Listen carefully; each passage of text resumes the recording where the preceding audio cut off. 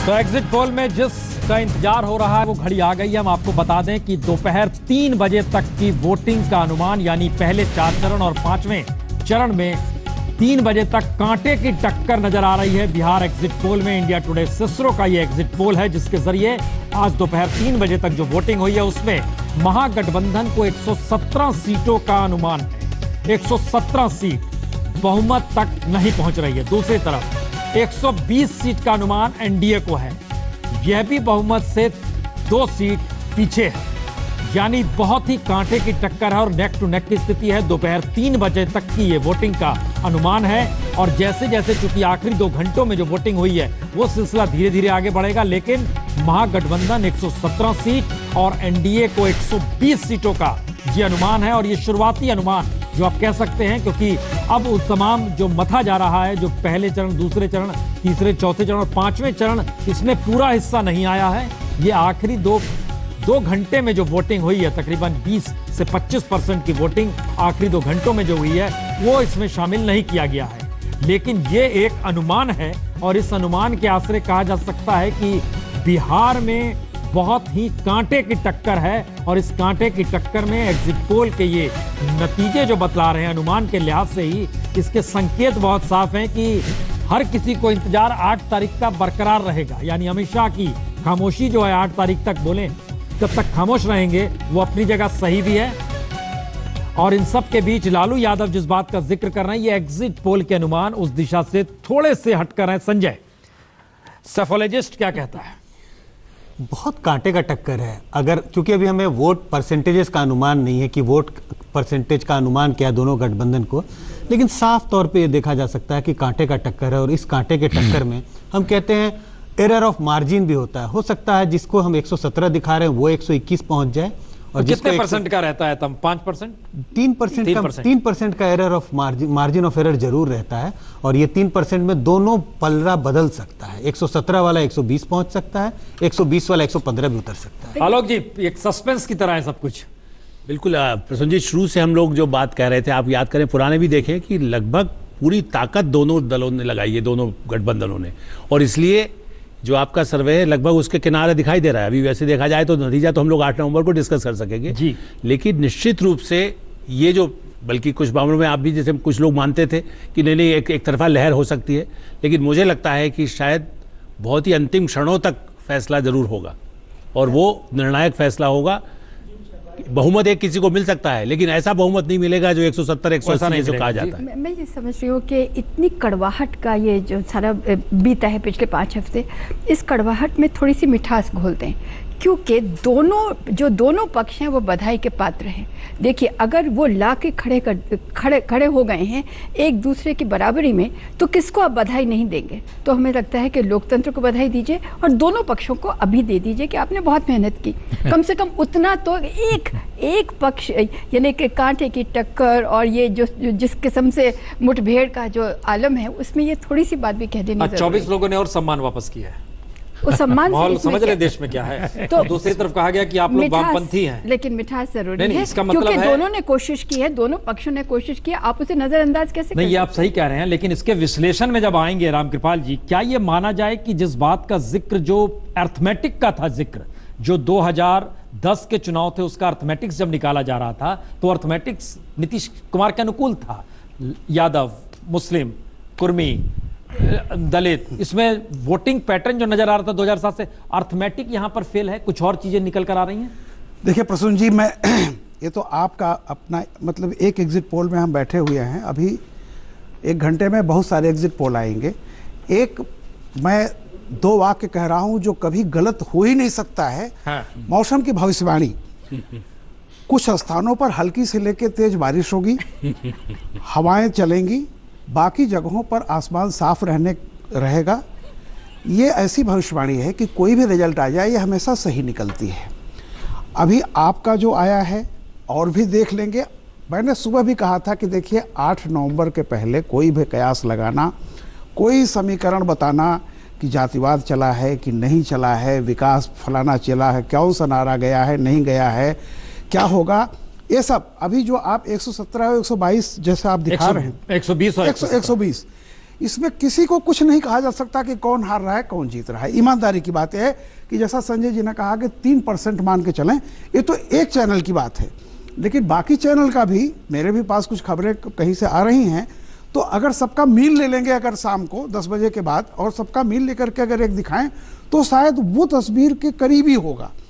क्योंकि इसलिए मैं कह रहा हूं इसीलिए कि सवाल मुझे किए लगता ये है एक चीज बहुत स्पष्ट है, ये संकेत जरूर है कि ये कांटे का मुकाबला है। हाँ, एक तरफा चुनाव नहीं है। इस सर्वे, इस एग्जिट पोल से ये संकेत तो साफ दिखाई पड़ता है। लेकिन संजय जी एक चीज मैं कह दूं कि दिल्ली के एग्जिट पोल में किसी ने ये नहीं कहा था कि कांटे का मुकाबला नहीं है, वहां भी कांटे के करीब करीब कांटे का मुकाबला ही था। नहीं, मुझे लगता है हमें अगर वापस जाके अब देखें दिल्ली के एग्जिट पोल, मैं एग्जिट पोल की बात कर रहा हूं।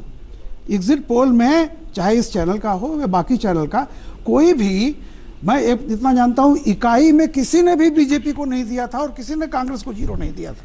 लेकिन प्रसून, मुझे जो लगता है इस एग्जिट पोल से, देखिए ये बात सही है कि जिस तरह का आंकड़ा है, मैं संजय की बात से सहमत हूं कि इसमें पता नहीं कौन आगे बढ़ जाए कौन पीछे हो जाए, जो मार्जिन है वो इतना कम है।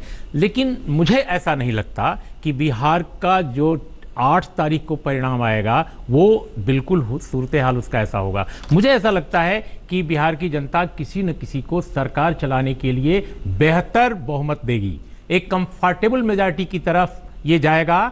ये जो कांटे की टक्कर है ना, ये शायद 8 तारीख को वैसा नहीं होगा, चाहे जो भी बहुमत पाए। पहली बात तो यह है। दूसरी बात, एग्जिट पोल के बारे में साइंटिफिकली अगर देखा जाए इस पूरी मेथोडोलॉजी को, मैं ये नहीं कह रहा हूं कि ये दिखाना उचित है या अनुचित है, बिल्कुल दिखाना चाहिए। आज हमारे दर्शकों का, हमारे पाठकों का ये एक इंटरेस्ट होता है इसमें। लेकिन आमतौर पे हम 10 सालों का हमने एक बार इस पर काम किया था और हमने पाया कि 10 वर्षों के जो एग्जिट पोल हैं प्रोफेशनल एजेंसीज द्वारा कराए गए, उसमें सिर्फ 22% सही साबित हुए हैं, इसके अलावा सारे गलत साबित हुए। हमने दिल्ली को सबसे लेटेस्ट देखा, देखिए दिल्ली का भी एग्जिट पोल जो था आमतौर पे गलत हो गया। आप कहेंगे कि नहीं, किसी का थोड़ा सा नजदीक था, किसी का, भाई जो रिजल्ट आए उसके हिसाब से अगर देखें तो पूरी तरह गलत था, 100% गलत था। तो मैं ये अभी मानकर चल रहा हूं कि एग्जिट पोल को आने दीजिए, लेकिन असल जो मामला है वो तो हमें लग रहा है एक सवाल दर्शकों के जहन में जरूर आ रहा। महागठबंधन को 111 से 123 सीट, एनडीए को 113 से 127 सीट, ये एक अनुमान अब ये निकल कर आ रहा है कि दरअसल इसके बीच की फिगर हम आपको दिखा रहे थे, एनडीए का 120 दिखा रहे थे, तो उसका जो मार्जिन ऑफ एरर है वो 113 से 127 तक के बीच में, और दूसरी तरफ जो महागठबंधन की स्थिति है वह 111 से 123 की स्थिति में। अगर आप ध्यान दीजिए तो 123 जो है वह बहुमत के करीब है। दूसरी तरफ अगर आप ध्यान दीजिए गठबंधन एनडीए की तरफ आइए तो वह 113 में बहुमत नहीं मिल रहा है, 127 में बहुमत से ज्यादा की स्थिति है। यानी बहुमत के कांटे के इर्द गिर्द दोनों स्थितियां घूम रही है। लेकिन संजय, हमारा सवाल यह है, एग्जिट पोल क्यों कहा जाता है कि यह सच के ज्यादा नजदीक होता है? पहला सवाल ये, और उसके साथ दूसरा सवाल, अगर होता है या नहीं होता, जो अगर 22% कह रहे हैं और उर्मिलेश जी जो औसत निकला है, तो उसकी वजह क्या होती है? देखिए, पहली बात यह है कि जब आप एक प्री पोल सर्वे करते हैं जो महीने भर पहले या 10 दिन पहले चुनाव के पहले आपने किया, तो इसकी गुंजाइश होती है कि उसके बाद वोटर का मन शायद बदल गया हो। एग्जिट पोल में इसकी गुंजाइश बिल्कुल नहीं होती। एग्जिट पोल करने की जो विधि है, जब मतदाता वोट देके पोलिंग स्टेशन से बाहर निकलता है तब उससे ये पूछा जाता है आपने किस पार्टी को वोट दिया। पूछने के तरीके अलग अलग हो सकते हैं, सीक्रेट, ओपन। इसके बाद वोटर के, मतदाता के मन में कोई बदलने, उनके निर्णय बदलने की कोई गुंजाइश नहीं है। इसी के लिए एग्जिट पोल के सटीक होने की सबसे ज्यादा गुंजाइश होनी चाहिए मेथड के हिसाब से। लेकिन उर्मिलेश जी के आंकड़ों से मैं बिल्कुल मतभेद रखता हूं। कुछ समय पहले इस पर मैंने एक लेख लिखा था हिंदू में, पूरे 20 साल के जो चुनावी सर्वेक्षण हुए उसको देखते हुए, और उसके आंकड़े मुझे एग्जैक्ट याद नहीं है, लेकिन लगभग इसकी जो, देखिए 3 तरह से हम देख सकते हैं। एक होता है आपने बिल्कुल पार्टी ही गलत बताई, वो बिल्कुल ही फ्लॉप में मानूंगा। दूसरा है आपको डायरेक्शन सही मिला, हो सकता है कि मैग्नीट्यूड आप पकड़ नहीं पाए जिसके रेंज में दिल्ली है। और तीसरा होता है कि आप बहुत करीब थे, आपने सही पार्टी का अनुमान भी किया, वोट, सीट, और बहुत नजदीक थे। बहुत नजदीक वाले में सचमुच कम होते हैं, बहुत बीच वाली कैटेगरी में ढेर सारे पोल अब इस सवाल को हम जरा आगे बढ़ा देते हैं। अगर यह स्थिति बन रही है, कांटे की टक्कर है, तो ये क्या असर डालेगी बिहार की राजनीति पर? देखिए, इसीलिए प्रसून जी सबसे बड़ा खतरा खरीद फरोख्त का होगा, जिसके लिए हम बार बार ये कहते थे कि ऐसी नौबत नहीं आना चाहिए। हंग आए निश्चित रूप से, जिस तरह का आंकड़ा दिखा रहा है उस दिशा में जा सकता है, आप सही कह रहे हैं, दोनों का कम है, ये भी उससे हो कम सकती है। हम पहले दिन से कह रहे थे कि उसका एक नुकसान ये होगा कि भारतीय राजनीति में पैसा तो इस चुनाव में जितना खर्च हुआ है वो तो चुनाव आपको आयोग डर लग रहा है बिहार में कोई मधु कोड़ा निकल आएगा, माने निर्दलीय होकर पता चला सीएम बन गया? नहीं, निर्दलीय न हो, मोदी जी के मैं ऐसा मानना है कि अमित शाह का जो कॉन्फिडेंस जितना आपको अभी चैनल पे दिखाई दिया है, मतलब उनके पूरे सम्मान के साथ मैं कहूँगा कि वो मैनेज करने के वो सबसे बड़े मैनेजर तो हैं ही। तो इसलिए उसके बाद जो झारखंड में होता था पहले, बिहार में आपने देखा है हम लोगों ने जिस तरह से खरीद फरोख्त की राजनीति पहले भी हुई है और इस बार उसका खतरा और बढ़ेगा, क्योंकि गठबंधन, देखिए एनडीए ने काफ़ी लोगों को अपने साथ लिया, मांझी को साथ लिया, बस उन तो पहले से उनके साथ थे।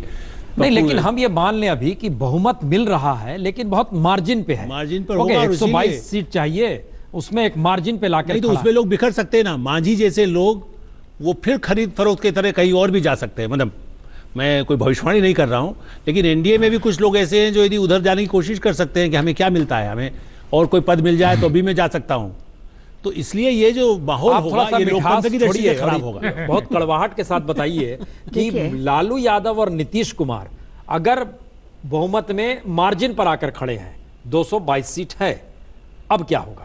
इन दोनों का राजनीतिक भविष्य क्या है? इसीलिए मैं पूछती रही कि महिलाओं ने कहाँ वोट किया है, क्योंकि उन्होंने सबसे ज़्यादा दिमाग और दिल के साथ में वोट किया होगा। अब देखिए ना, मेरी कंपनी इस वक्त, देखिए मिठास की बात ही नहीं करना चाहती, लेकिन अब यथार्थ पे आइए। जो आप ये कह रहे हैं, देखिए एक तो संजय जी जो कह रहे हैं एग्जिट पोल, वो इन्होंने 20 साल को देखा है। क्या है कि जो अब जो जनता है वो भांप गई है कि क्यों हमें पूछा जा रहा है निकलने के पहले, और हर 7वें वोटर को शायद आप लेते हैं। कोई एक मेथड होता है, एक मेथड 7वां हो 10वां हो। अब तो टेलीफोन से भी होने लगा है, नहीं? जी। फोन से पूछ लीजिए। लेकिन नहीं, एग्जिट क्या- पोल टेलीफोन नहीं, लेकिन वो है कि वो आपको सच्चाई नहीं बताते हैं, कई बार ऐसा हो रहा है। मुझे आपसे ये कहना है कि देखिए, ये अब जो अगर यहाँ पर आके हो गया है कि करीब करीब बराबर हैं, एक तो पलड़ा भारी होगा ही, एक पक्ष की सरकार बनेगी ही, लेकिन सरकार चलेगी कैसे? क्योंकि जितनी भी वोटिंग होगी, जितने भी बार जहाँ पर बहुमत जिसका भी दिखाना होगा, उसमें ये आप खरीद फरोख्त की जो बात कह रहे हैं, मैं अड़चनों की बात कह रही हूँ, वहाँ पर कहीं पार्लियामेंट का हाल ना हो जाए। यहाँ तो 44 सीटें, सब लोग इकट्ठे हो गए, राज्यसभा में देखिए क्या हुआ है। दूसरी चीज़ मैं आपसे कहना चाह रही हूँ कि उसका जो असर होगा यहाँ पर राज्यसभा में, आप जानते हैं बिहार के 16 सीटें हैं राज्यसभा की, यहाँ पर मामला अटका हुआ है राज्यसभा में। 2019 तक, यानी कि इस कार्यकाल में, जो लोकसभा का जो कार्यकाल है, उसमें 11 सीटें बिहार से आ सकती हैं। तो मेरा आपसे कहना है कि इसके बाद वहाँ का इम्प्लीकेशन क्या होगा। मैं आपको केवल और केवल जो यथार्थ स्थिति है, आंकड़ों के बल पर, अगर इतना करीबी ये हो गया कि विपक्ष इतना बड़ा है और जो सत्ता पक्ष है वो थोड़ा ही ज़्यादा है, तो शासक कौन होगा फिर? यहाँ तो लग रहा है मुझे विपक्ष शासक हो गया है दिल्ली में, सेंटर में, और जो इस वक्त सत्ता पक्ष है हम एक वो मिनट जरा इस घूम रहा है। बहस को आगे बढ़ाएं। हम जरा सा दिखला दें दर्शकों को कि हम लोगों ने किस तरीके से ये पूरा का पूरा हिस्सा जो हम आपको दिखला रहे हैं उसके क्या मतलब है। सबसे पहले ये समझने की कोशिश करते हैं कि कितने परसेंटेज ऑफ वोट भी हम इसके साथ जोड़ने की कोशिश कर रहे हैं, कितने परसेंटेज ऑफ वोट किसके हिस्से में जा रहे हैं। इसमें अगर 117 और 100 ये हम देखिए स्क्रीन पर आ रहे हैं, बीजेपी को 41% वोट और 40% वोट दूसरी तरफ महागठबंधन के हिस्से में जा रहे हैं। जनता दल यूनाइटेड 111 से 113, बीच में आप देख रहे हैं उल्लास भी है क्योंकि बहुमत से ज्यादा है, जो ठीक हमारे ठीक सामने है। और दूसरी तरफ अगर आप देख रहे हैं तो इस तरफ बीजेपी का एक रुख है 113 से 127, ये बहुमत को पार करते हुए नजर आ रहा है। अन्य की स्थिति, इसका एक मतलब यह है कि वह तीसरा मोर्चा जो लड़ाई लड़ रहा था, चाहे वो पप्पू यादव की शक्ल हो, ओवैसी की शक्ल हो, समाजवादी पार्टी की शक्ल हो, एनसीपी की शक्ल हो, कोई मायने इस चुनाव में नहीं रखा। सीधे सीधे दो गठबंधन थे, कोई तीसरा मोर्चा नहीं था और कोई थर्ड फ्रंट यहां पर मौजूद नहीं था। एक स्थिति बहुत साफ इसमें नजर आ रही है, क्योंकि वो 4 से 8 सीट जो दिखाई दे रही है, इसमें जरा परखना होगा कि क्या विद्रोही जो निकल कर आए, जिनको टिकट नहीं मिला, वो जीत गए या किस रूप में क्या जीत गए। अब यहां पर एक सवाल और है, हम उसको दिखाएं उससे पहले एक गुरुमलेश जी, एक सवाल जहन में आ रहा है। अगर बिहार चुनाव बिल्कुल वाकई दो फ्रंट पे था तो ये लोग पकड़ नहीं पाए, या ये मैनेज नहीं हो पाया, या मैनेज हुआ है तब ये सीधा हो गया है? क्या लगता है? नहीं देखिए, एक जो मीडिया में खासकर पटना के मीडिया में जो आकलन करने वाले लोग थे, खासकर वहाँ के सीनियर जर्नलिस्ट और एडिटर्स, उनका एक सेक्शन बराबर ये कह रहा था कि ये बहुत कांटे की टक्कर है, और कांटे की टक्कर एक मुहावरा बन गया था, एक जुमला बन गया था, इसका खूब मजाक भी हो रहा था। नहीं, सुबह रामकृपाल जी एक जिक्र कर रहे थे, ओवैसी अगर जरा सा भी वोट ले जाते हैं तो फायदा किस रूप में किधर हो जाएगा। रामकृपाल जी, क्या ये माना जाए कि ओवैसी, पप्पू यादव, समाजवादी पार्टी, एनसीपी, इसने स्थिति ऐसी ला दी कि मुकाबला परिणामों में ऐसा नजर आ सकता है? प्रसून जी, जो आप परसेंटेज दिखा रहे हैं वोट का ना जी, मैं उसमें एक बात कहूं आपको, ये डिसेप्टिव होता है फिगर, इसलिए कि अगर वोट समानुपाती ढंग से डिस्ट्रीब्यूशन है। मैं एक उदाहरण दे दूं, जी। जैसे मान लीजिए कि एनडीए 5 सीटों पर जीती है और 5 सीटों पर एवरेज उसका 3000 है, तो 15 हुआ। और बीजेपी और महागठबंधन का एक प्रत्याशी जीतता है, वो 50,000 से जीतता है, तो वोट परसेंटेज हो सकता है उसका ज़्यादा हो जाए महागठबंधन का, लेकिन नंबर ऑफ सीट्स जो होंगी वो एनडीए की ज़्यादा होंगी। तो सवाल इस बात का है कि किसका वोट इवनली डिस्ट्रीब्यूटेड है और किसका वोट हैवी पॉकेट्स में सर्टेन ज़्यादा उसके फेवर में गया है और कहीं कम गया है। संजय जी, इसका क्या नजर आ रहा है? एक मिनट, आपने जिस बात को बोला उसी बात को हम जरा सा जोड़ना चाह रहे हैं। संजय जी, क्या ये वाकई ऐसी स्थिति है, क्योंकि 19% वोट हम देख रहे हैं अन्य के हिस्से में है, तो क्या ये माना जाए कि वो 19% वोट ने बैलेंस कर दिया है टकराव की स्थिति में, जिसका जिक्र ये कर रहे हैं कि अगर परसेंटेज ऑफ वोट कहां कैसे, कहीं ज्यादा होगा कहीं कम होगा, इसीलिए ये लग रहा है बिल्कुल 1%? देखिए, मेरा मानना है कि जिन लोगों ने भी सर्वे जब आप करते हैं तो आप वोटों का आंकलन करते हैं, किस पार्टी को कितनी वोटें आएंगी। इन वोट के आंकलन को, परसेंटेजेस को सीट में कन्वर्ट किया जाता है, और जिन्होंने भी इस काम को किया होगा उन्होंने इन सब चीज़ों का ध्यान जरूर रखा होगा। जो स्प्रेड की ये बात नहीं, हम खाली ये चाह रहे हैं, जो स्क्रीन पे हम दिखा रहे हैं, देखिए 19% अगर अन्य है तो इसके क्या मतलब है? अगर ये डायरेक्ट फाइट होती तो स्थिति क्या दूसरी बनती? नहीं, आप बिहार के चुनाव दर चुनाव को देखें, 19% जो अन्य का आंकड़ा है वो बहुत बड़ा आंकड़ा नहीं है। पिछले विधानसभा चुनाव में 27% वोट अन्य को मिले थे, तो ये 19% बहुत बड़ा फिगर नहीं है। इससे अचंभित होने की बात नहीं है कि बहुत सारा वोट बर्बाद जा रहा, अन्य को जा रहा है। और ये 19% होने के बाद भी 40-41 ये बताता है कि दोनों के बीच कांटे की टक्कर थी। 19 होने के बाद भी इसकी गुंजाइश जरूर रहती, एक को 45 और दूसरे को 33 या 34 ऐसा हो सकता था। तो 19 सिर्फ दोनों को बराबर बराबर बांट रहा है, ऐसा नहीं है। नहीं उर्मिलेश जी, अब इसके दूसरे हिस्से में आया, आप इस हिस्से पे जरा ध्यान देंगे क्योंकि ये बड़ा महत्वपूर्ण है। इसका मतलब ये है कि जो शहरी मिजाज है और जो ग्रामीण मिजाज है, इस 40-41% में लग ऐसा रहा है कि शायद एक तरह का वोटिंग पैटर्न पूरे बिहार में रहा। क्या ये मैसेज है इसका? देखिए, इसमें अगर ये इस आंकड़े को हम माने कि यही रिजल्ट में कन्वर्ट होने वाला है, तो इसका मतलब यह है कि जो शहरी क्षेत्र हैं, उन शहरी क्षेत्रों में तो एनडीए को बढ़त मिली ही है और खूब बरसा है वोट उनको, लेकिन उनको जो सेमी अर्बन एरियाज हैं, जो ग्रामीण क्षेत्र हैं, वहां भी उनको ठीक ठाक वोट मिले हैं, तभी इतना 41% वोट उनको हो रहा है। एक तो बिल्कुल साफ नहीं, ये जो आप बात कह रहे हैं, 2014 के लोकसभा चुनाव में जो परसेंटेज ऑफ वोट बिहार में मोदी जी के पक्ष में जो गया, उससे अगर इस तुलना में करें 41% वोट, तो आप क्या देख पा रहे हो? एक जैसा है। 2014 के चुनाव में इसी गठबंधन को 39% वोट मिला था। ठीक है, लेकिन इस गठबंधन के साथ हमें यह ध्यान रखना होगा, मांझी जिस इस गठबंधन के पार्ट नहीं थे, वो इनके साथ जुड़ के आ जाते हैं। आर्टिफिशियली अगर हम तौर पे देखें तो लोकसभा में मोदी गठबंधन, एनडीए गठबंधन का वोट लगभग 44% होना चाहिए। अगर हम उसमें मांझी को भी शामिल कर दें, साफ दिखाई पड़ता है कि एनडीए का वोट गिर रहा है लोकसभा। ठीक है, अगर वो गिर रहा है तो दूसरी तरफ लालू और नीतीश का मिलना, और लालू को जितने परसेंटेज, तो फिर वो मैथमेटिक्स भी डगमगा रहा है यहाँ पर। वो भी डगमगा रहा है, क्योंकि अगर तीनों के वोट को जोड़ें, लालू की पार्टी, नीतीश की पार्टी और कांग्रेस का वोट, तीनों मिला के 43% होता था। लेकिन हमेशा ध्यान रखिए, उस समय मांझी जदयू के साथ थे, जो निकल के बाहर जाके अब बीजेपी के साथ हैं। जी, 4-5% वोट हम उनका मान के चलें, जिन्हें हमें काटना होगा। तो नीतीश का गठबंधन लोकसभा के चुनाव की तुलना में थोड़ा ऊपर जा रहा है, बीजेपी थोड़ी नीचे आई है, लेकिन वो इतना नीचे और इतना ऊपर नहीं आ रहा है कि एक निर्णायक रिजल्ट दे पाए। इसमें एक दिखाई देता है कि जो आप कह रहे हैं कि शहरी इलाकों में भाजपा को वोट पड़ी हैं, तो शहरी इलाकों में भाजपा का जो मेन कॉन्टेस्ट था वो किसके साथ था? कांग्रेस के साथ। इसका मतलब है कि नहीं, नहीं, कांग्रेस नहीं, नहीं, नहीं कई ज्यादातर कई जगह- कांग्रेस लेकिन हर ज्यादातर जगह- शहरों नहीं, बिहार मैं आपसे कह रही हूँ, अगर आप अर्बन वोट्स को अर्बन कॉन्टेस्ट को लें तो उसमें से मुकाबला में कांग्रेस ज्यादा खड़ी थी कई जगह पे अगर आप देखें। अगर ऐसा है तो कांग्रेस की पटकनी फिर बिल्कुल सिद्ध है कि हो चुकी कि कांग्रेस के अगर ज्यादा संजय जी एक बात आज- बताइए, क्या शहर के इलाकों में अपर कास्ट ज्यादा है? बिल्कुल, अगर आप इनका अपर कास्ट ज्यादा बिल्कुल, है। बिल्कुल। अब इसमें दूसरे हिस्से में आइए, जिस चीज को आप बोल रहे हो, जब ये कह रही हैं, लोगों के जहन में था कि अपर कास्ट वोट ऐसा ना लगे कि अगर कांग्रेस माने राहुल गांधी या सोनिया गांधी कहीं अगर मंडल 2 के एक्सपेरिमेंट में जाकर साथ खड़े हो जाते हैं आरजेडी के, तो मैसेज जाएगा कि ये लोग भी उसी राजनीति के साथ हैं, इसीलिए लोग साथ खड़े नहीं हुए। क्या अपर कास्ट की लड़ाई में बीजेपी यहां पर आगे निकल गई कांग्रेस से?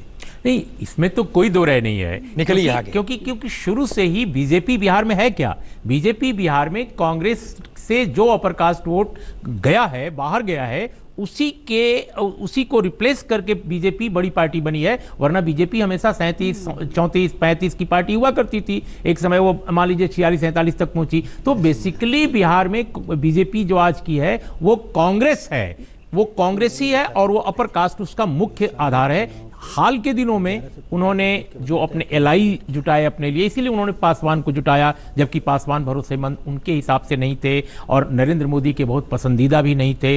जिस मांझी को बीजेपी लगातार कोस रही थी जब वो चीफ मिनिस्टर थे, तो और लगातार इसके बाद भी जब वो चीफ मिनिस्टर के रूप में नीतीश कुमार से लड़ रहे थे, तब भी उनके खिलाफ सुशील मोदी बोल रहे थे, फिर भी उनको साथ नहीं, लिया। हमारा खाली ये कहना है संजय जी, अगर अपर कास्ट बीजेपी के पक्ष में क्या, जो तकरीबन 16% होगा, 16% तकरीबन, है, या। तकरीबन 16% है। अगर इस स्थिति में तो सेंध कहां पर लगी? किस वोट बैंक में सेंध लगी? ईबीसी किसने, किस पार्टी ने बीजेपी ने कहां पर सेंध लगाई? क्योंकि वहां पर फिर मैनेज करना मुश्किल होता है अगर आप ग्रामीण इलाकों में नहीं कर पा रहे हैं तो।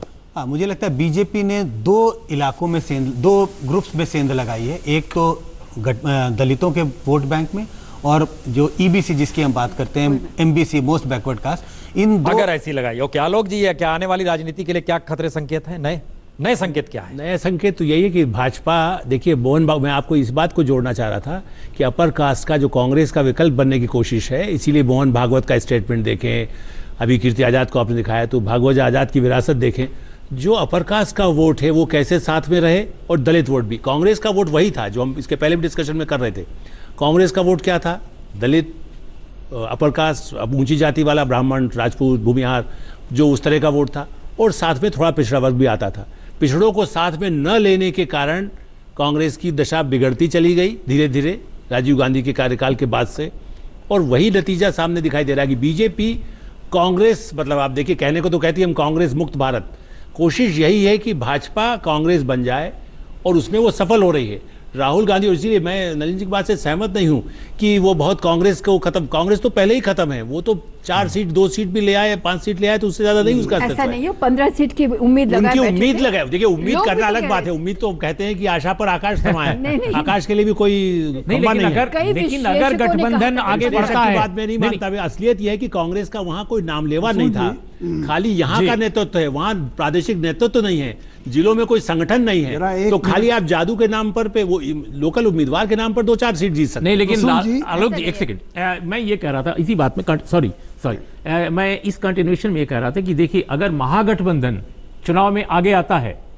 तो मैं आलोक जी की बात से सहमत नहीं हूं, तब कांग्रेस को कई स्थानों पर कामयाबी मिल सकती है। उसमें भागलपुर से लेकर के और ऐसे तमाम इलाके हैं मिथिलांचल के, इवन कोसी में। और आप ये मत भूलिए कि कांग्रेस पार्टी को किशनगंज में सफलता मिली थी पिछले चुनाव में, और बीजेपी पूरे सीमांचल में सफल नहीं हुई। कोसी क्षेत्र में उसकी बहुत बुरी स्थिति हुई, पप्पू यादव वहां जीते थे आरजेडी के कैंडिडेट के रूप में। तो मुझे ऐसा नहीं, लगता है कि देखिए, कांग्रेस मुश्किल क्या क्या है, है, सीमांचल कांग्रेस में सीमांचल में सीमांचल अच्छी में अच्छा सीमांचल में परफॉर्म करती है। सीमांचल में अच्छी स्थिति। जरा मुझे भी थोड़ा सा समय दें बोलने का। जब से अभी एक फिगर आपने दिखाई है और हमने 10 बार आशंका क्या खतरे यही सब कर रहे हैं। नहीं, उम्मीद भी बोलते नहीं हैं, नहीं, आशा भी बोलते हैं, भरोसा भी मैं बोलते हैं। एक बात कहता हूं कि बच्चे के नामकरण के दिन उसकी आयु नहीं बताई जाती कि ये 80 साल ही जिएगा और किस दिन मौत होगी वो नहीं तय किया जाता। मेरा ये कहना है कि हम देखिए, लोकतंत्र अभी एक फैसला दे रहा है, उसमें तमाम संभावनाएं हैं। हम आशंकाओं की तरफ क्यों जा रहे हैं? हमें एक पॉजिटिविटी में भी देखना चाहिए कि ये फैसला आप देखिए कितनी चीज़ों को तोड़ेगा। हम ये क्यों मान के चल रहे हैं कि तमाम इन्हीं निगेटिव चीज़ों पर ही वोटिंग हो रही है? हमें ये भी देखना चाहिए जी। कि क्या वे चीज़ें हैं जिन पे हम लोग हमेशा जिस नज़रिए से दिल्ली गांव को देख रहा है, क्या वो मिथ भी टूट रहा है कि नहीं टूट रहा है?